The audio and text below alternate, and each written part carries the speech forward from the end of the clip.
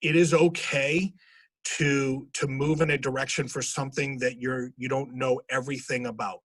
Okay. But I do think there should be elements of it that you need to know a lot about. And you need to be able to surround yourself with others that know about the areas that you don't know about.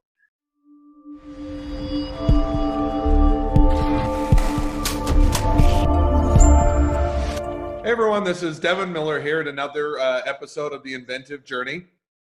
I am your host, Devin Miller, founder and CEO of Miller IP Law, where we help startups and small businesses with patents and trademarks, and also a bit of a serial entrepreneur, and love to talk with other entrepreneurs and startups about their journey and what they've done. So today we have a great guest on, Jon Romm. And he will talk a little bit about his inventive journey to give you the very high highlights.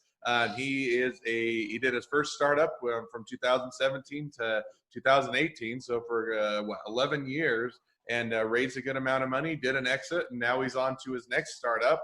And so with that, that's as much introduction as I'm going to give you so that you can tell your story a whole lot better than I can. But welcome on, Jon. Well, Devin, appreciate it very much. So thank you very much for having me. And so, I, like others, had started off in a career that was basically centralized around media and entertainment and the contribution and distribution of content. And I did that. It was related to satellites and fiber and telephone operators, et cetera. And then, as you appropriately stated, in 2007, founded my first business, and it was all around content aggregation, rate shape, metadata insertion, and distribution of content, both linear and on-demand content for cable head ends, telephone operators, and over-the-top providers. So if I jump in, because for those that are less technical, we'll break that down for. That would almost be Netflix before it was Netflix. Is that a fair assessment, or how would you characterize that? Well, Netflix is a distributor of content, right? So for all of us who know them, they started out with DVDs in your mailbox, and now they're providing streaming services.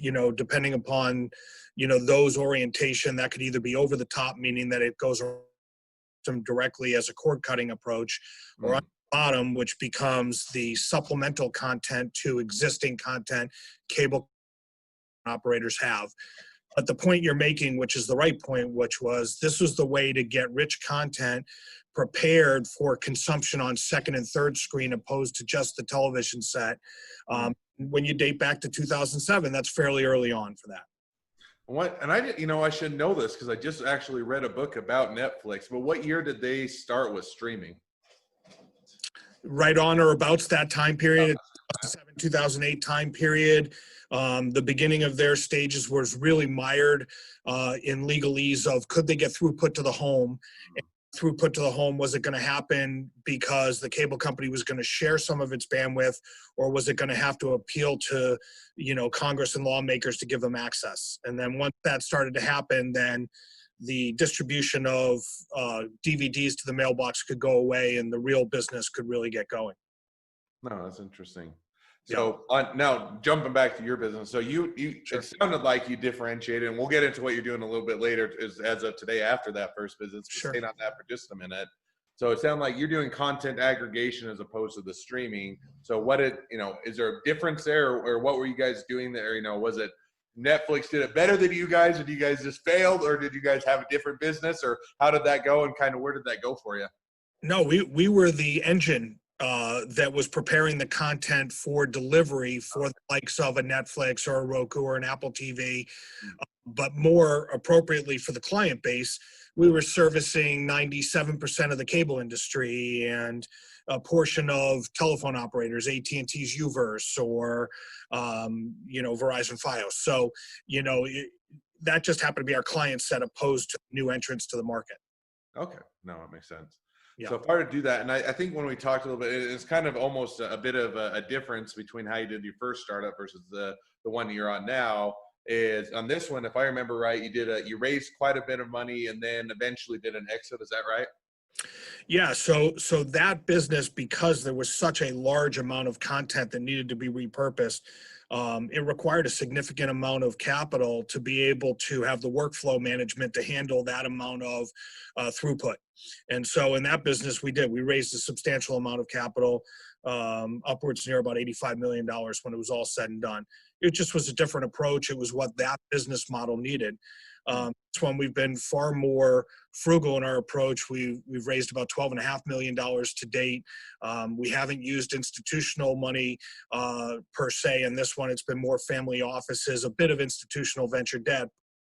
For the most part, it's just a different model and a different need. So if I were to do that, because that's the one that, hey, you know, you're to, or a couple of things we'll dive into. I want to get to your story, but this is also, I think, pretty interesting.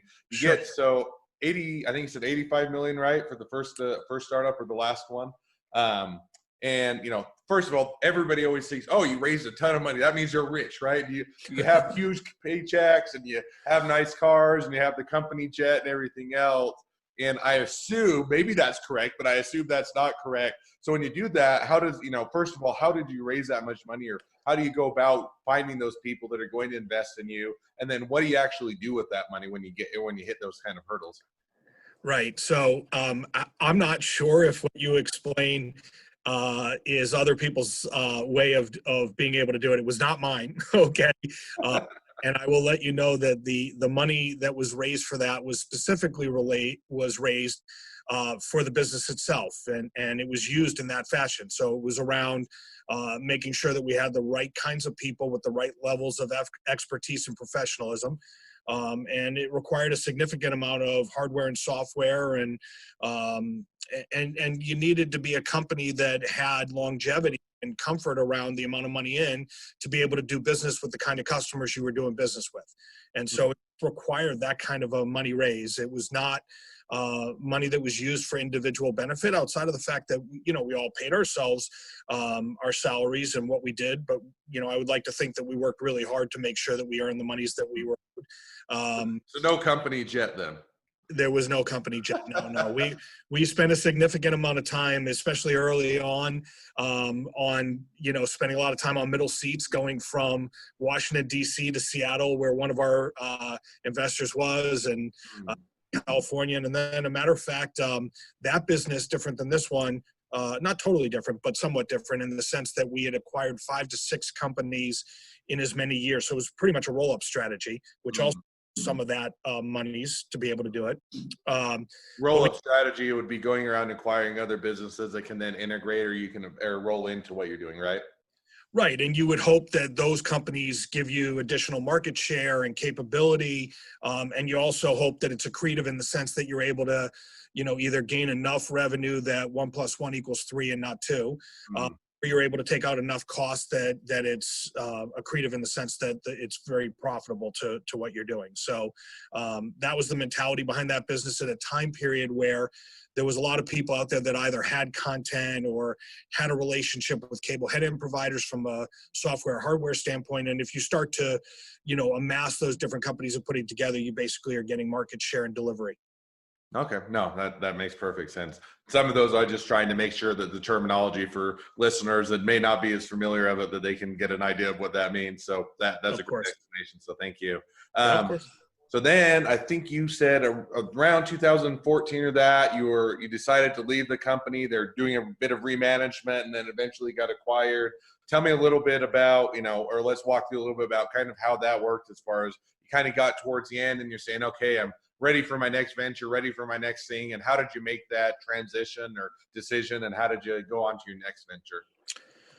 Yeah, I mean, you know, first of all, there's a lot in that question, right? So, you know, the first thing that happens is, you know, we had a large institutional investor in the name of Carlyle Group who came in 2012, and you know, them alongside with the early stage venture group, you know, they had a little bit of their own opinions of what the future was going to look like, and you know, we had talked a little bit about the roll up just a moment ago, and it was clear that there wasn't going to be much more of that going on.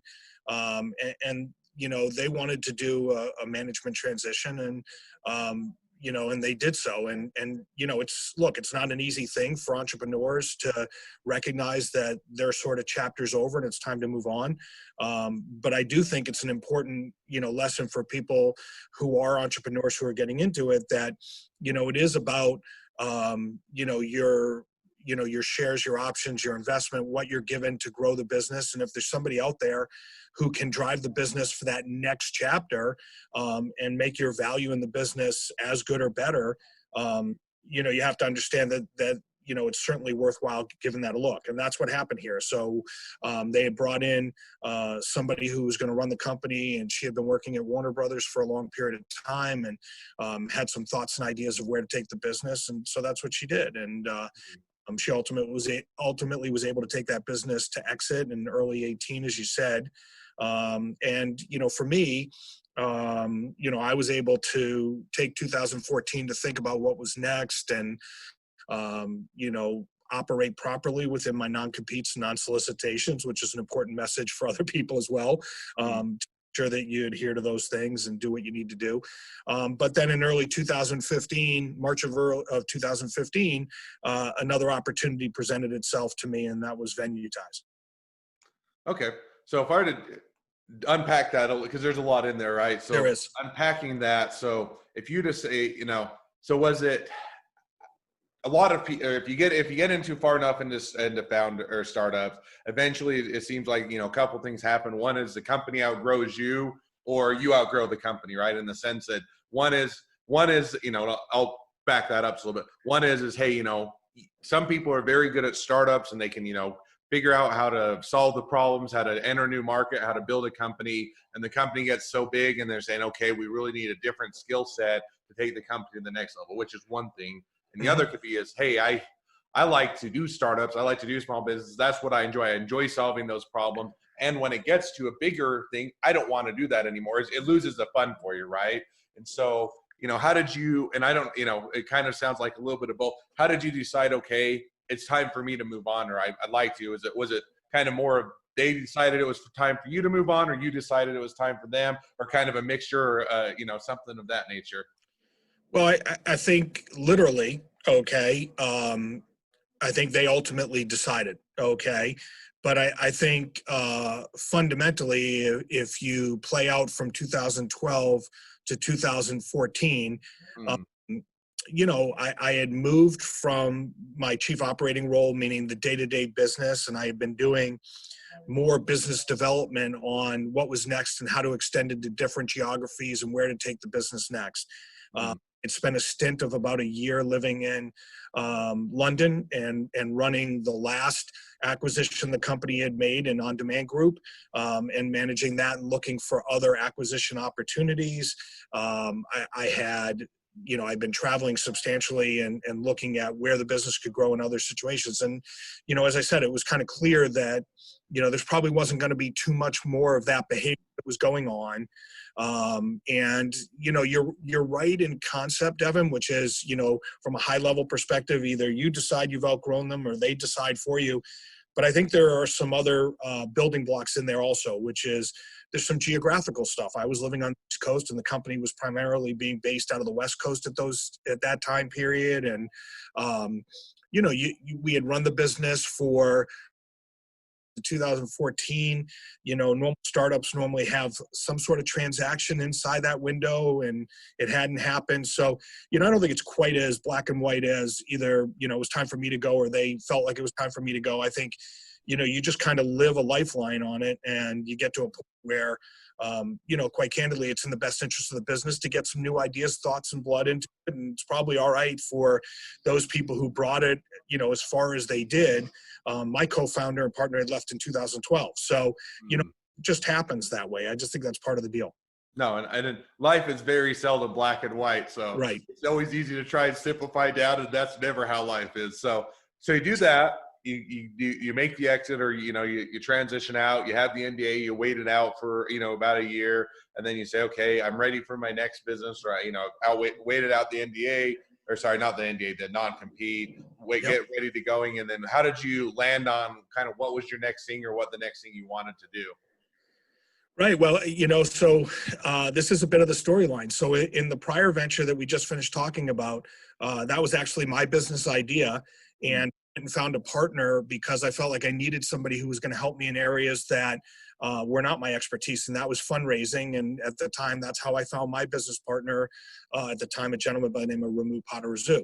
So in this specific situation, this business idea was originally born from my current business partner in the name of Carrie Zaremba. And she had come to me, asking for some help and support, ironically, to help raise some capital and do some stuff after I had done that. And I looked at the business opportunity, and I saw different aspects of it that she saw that, I found really interesting. And so between the two, she was really interested in the utility pieces of, how to get started here. I was really interested in that sort of next generation of gamification and distribution of unicast over broadcast content. And between the two of us, we felt like we were a good match. And so that's why we started it.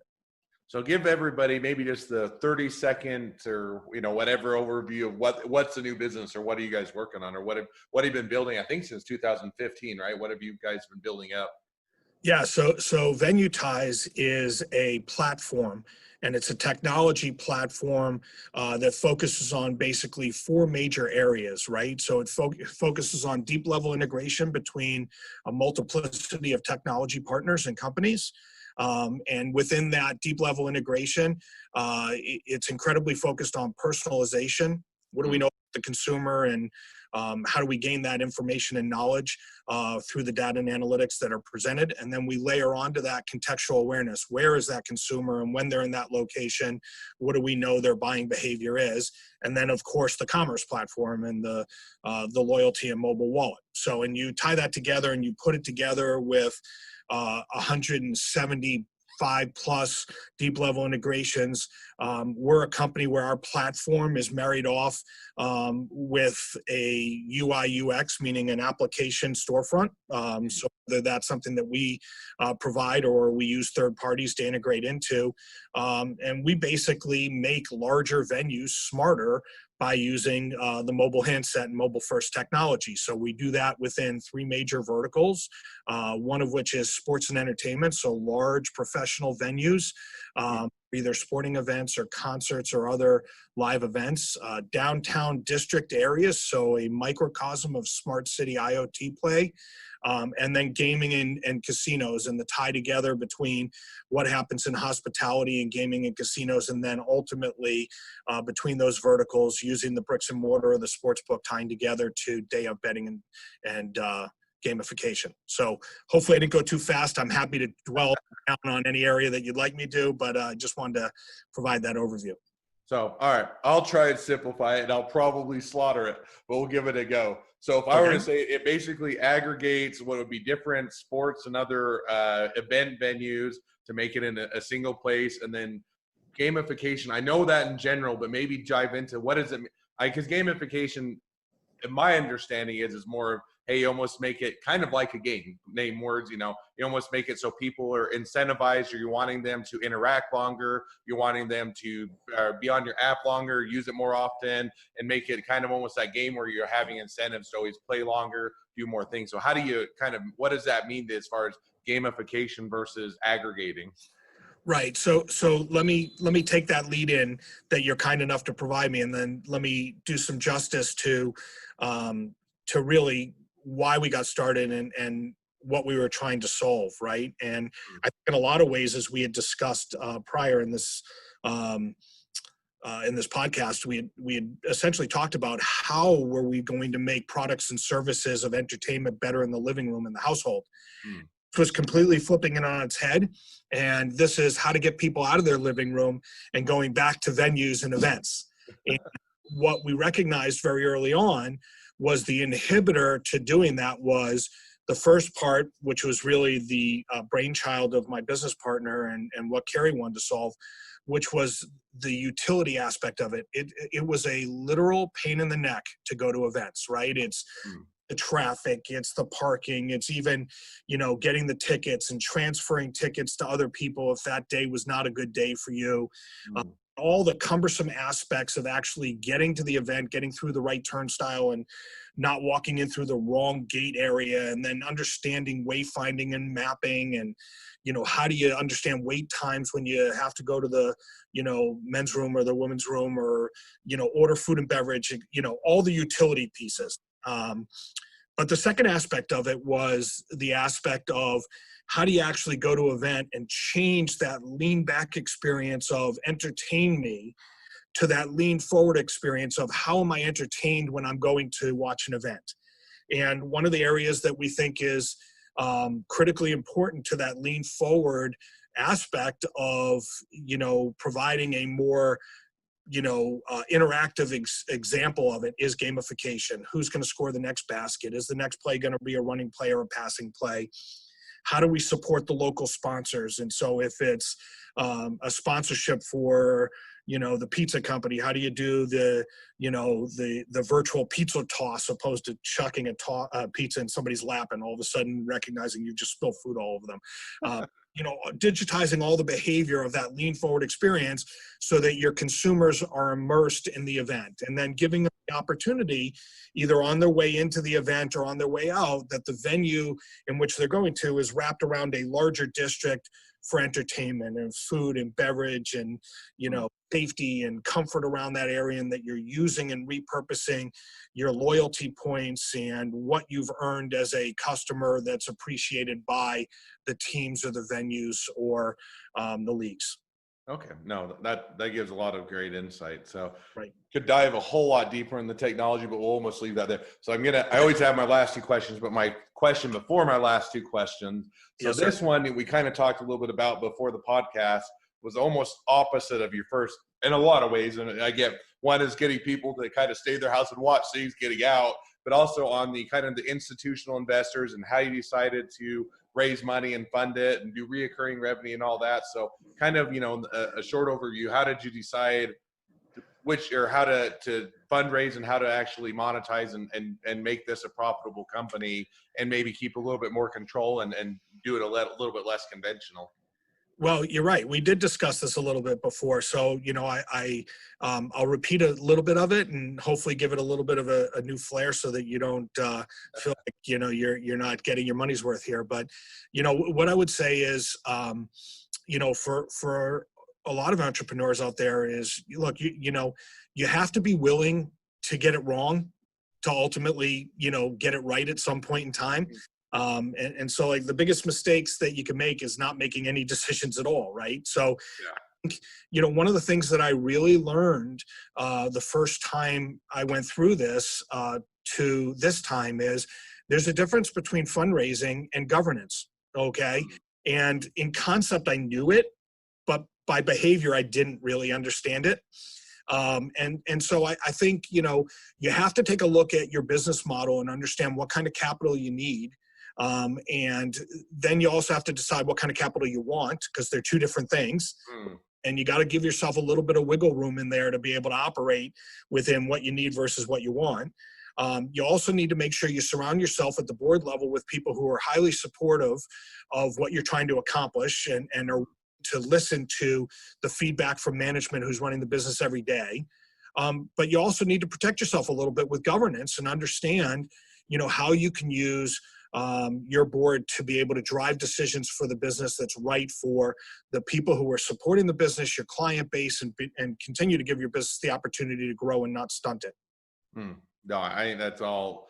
There's a lot in there, and I think there's a lot of good advice in the sense. The one I'll pick on is that I think there's a difference between easy money or money you could take versus money you should take, and too often you're saying, hey, any money on the table is the money I'll take because we need the money versus, there's always, handcuffs or things that come along with the money. And sometimes, good money and you can get good investors and people that are there for the long haul, willing to build a business, have the same vision. And others, you get the money and, money does spend and it's still green. But then you're saying, okay, now I'm getting pulled in different directions than I want to go, or I'm losing control of the company that I started or anything else. So I think that there's a lot of wisdom in if and when and how you take money, not just taking money because it's there.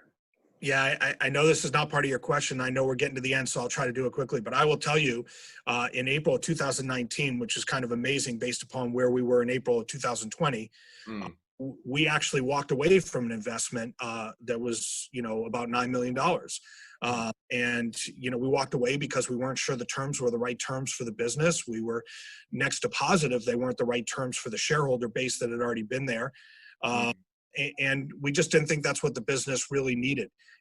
But to your point, the bigger decision was we were well confident that it was going to pull and tug the business in a different direction than where it should have been gone. And, so yeah, it's really hard to walk away from money, but I think in retrospect, it was the right move.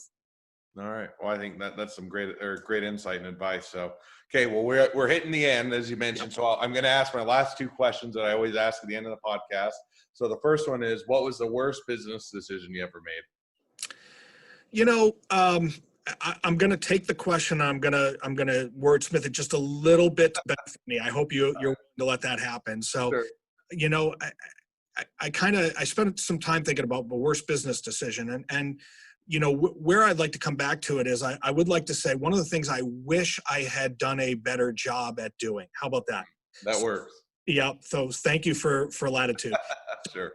One of the things that, and I've done it twice really, which, shame on me, but I wish I'd done a better job at educating my family and my wife specifically of, what it really takes, to truly be entrepreneurial all the way through. I think I've been a little unfair there because, for us that do it, and you mentioned you do it as well, there's such an amount of undulation and peaks and valleys Mm, a day, and we all manage it and we deal with it and we support it because that's what we do for a living.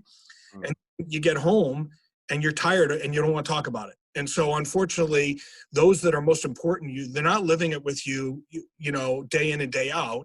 And they're only dealing with some aspects of the insecurity when you get to times where it's like, it's time to run for money or you got to do something a little different.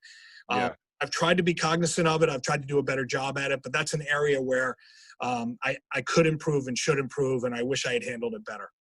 No, I think there's a lot of that. I mean, the spouse is along for the ride, whether they want to be or not. And sometimes, too often you live it on a day to day and you come home and the spouse gets the less fun part of it, or they get to hear the stressful parts or the things that aren't going well, or you don't want to talk about it because you're tired and you've had to deal with it all day and you just want to relax. And it's oftentimes, they get the brunt of it, whether it's not, it's always unfair. So I completely get that one. So I think Yes, that's great advice. Okay. Last question is, if you're someone that wants to get into a startup or small business or just starting out, what would be the one piece of advice you would give them? well, that's hard, okay, to break down to one piece of advice, because to your point, and you said it several times when we get into it, there's a lot there, and Mm, I'm not sure there is a singular, approach to any of this. But what I would say is, you know, it is okay to move in a direction for something that you don't know everything about. mm, Okay. But I do think there should be elements of it that you need to know a lot about.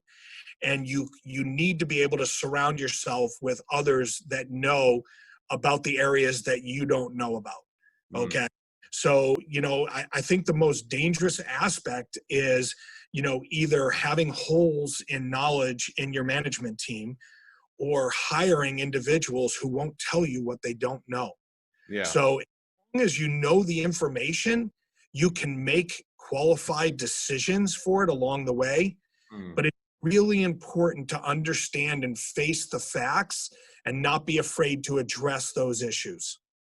No, I think that's some great, and too often is, especially if you're anything like me, and I'll just pick on myself, is you always think you know a lot more than you know, or that you can do it all, or you can figure it out type of a thing, and yet too often time that handicaps things in the sense that, one, you don't know everything, and even some of the things you do know, you can't do it all, so to speak, and you're better to get people that can do a better job and get those things done, cover them up, bring them, or get them covered, bring them on board, and it makes a huge difference. So I think that's a great point of advice. Well, great. Yeah, Well, go ahead. I self-evaluate endlessly, okay? And I have tried to, improve my listening skills and take on board other people's opinions and thoughts.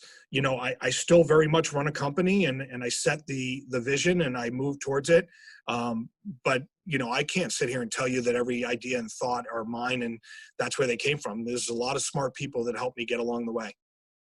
No, I'm in complete agreement. So, well, there's always way more things that I want to discuss than we ever have time to, and we've reached the end of the podcast. But thank you for coming on. It's been an absolute pleasure. It's been fun to hear what you've done, and now where you're at and what you're up to now. So, if people are interested, whether it's investing or getting involved or being a customer, what's the best way to reach out to you?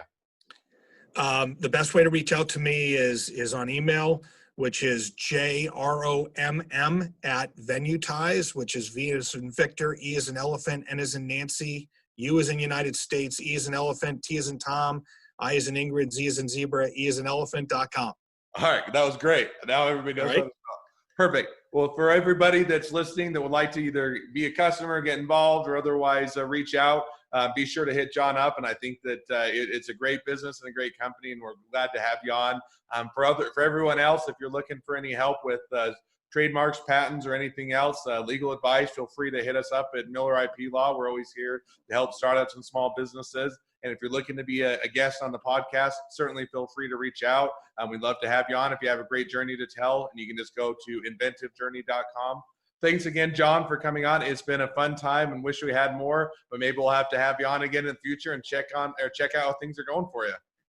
We'd like to be able to do that, Devin. So thanks so much for having me. Stay healthy in these time periods, and appreciate you having me. All right.